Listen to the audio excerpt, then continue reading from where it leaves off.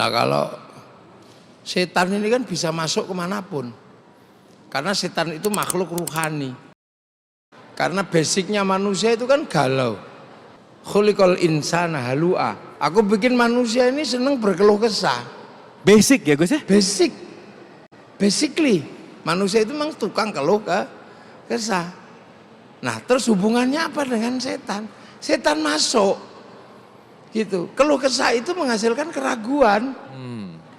Nah keraguan itu kan al-khannas itu pekerjaannya adalah yuwaswisu fi sudurinas. Nah nanti kemudian begitu dia ragu-ragu, dia terjebak melakukan dosa.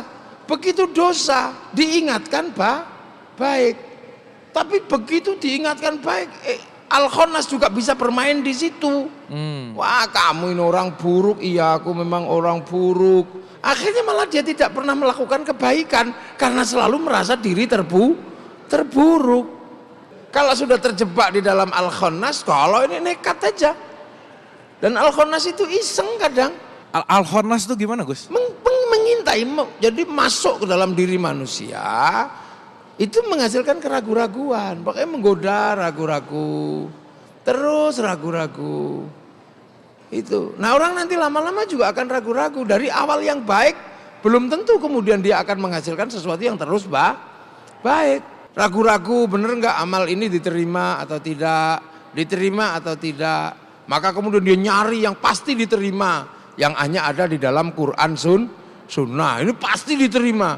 Akhirnya kemudian, oh berarti yang tidak berdasarkan Quran Sunnah pasti tidak diterima. Oh berarti ini pelaku bid'ah. Berarti harus dihabisi, akhirnya dibom, gitu kan? Bisa ke situ juga. Iya. Itu satu contoh. Iya.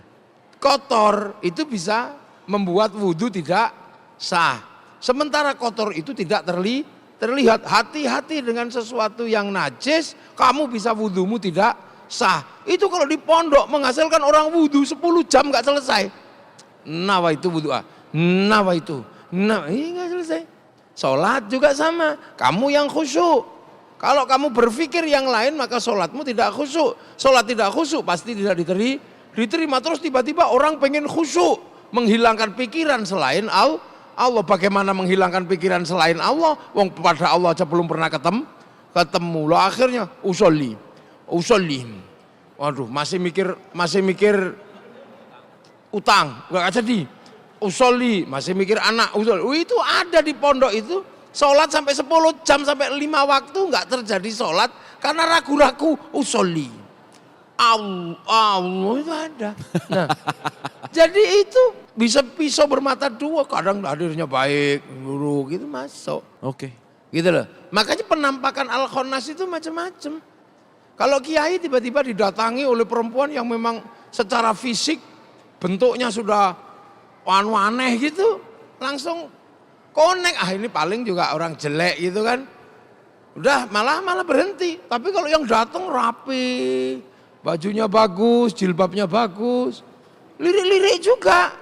Makanya nggak mungkin al-khannas itu mendatangkan yang aneh, yang jelek itu. Lebih baik datangkan yang bagus. Tapi dari yang bagus, lirik-lirik juga. Akhirnya nikah-nikah juga, rumah tangganya rusak-rusak juga. Ya kan? Jadi Pak Erik, hati-hati. Itu kalau yang datang ke Pak Erik langsung celananya segini, tatonya segini, mungkin langsung refleks. Itu enggak lah, enggak gitu . Tapi begitu yang datang itu cantik, rapi gitu, lirik-lirik juga. Tapi kalau itu diambil juga, rumah tangga rusak juga. Nah itulah.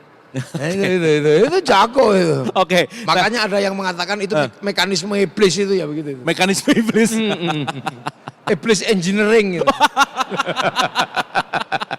Sistem manajemen iblis. Kenapa sekarang orang semakin mudah galau? Karena sekarang orang ini komunikasinya searah. Iya kan? Karena nggak punya teman. Karena hampir seluruh sistem sosial ini kan diambil alih oleh smartphone. Ini diambil alih ini semua. Jadi orang kemudian berhadapan dengan ini semua, dia nggak punya teman, nggak berinteraksi. Jadi akhirnya orang tidak bisa kemudian komunikasi timbal balik. Dia merasa eksis kalau sudah berhadapan dengan handphone. Sementara smartphone nggak bisa ngapa-ngapain. nggak bisa kasih saran, nggak bisa apa, kecuali Google.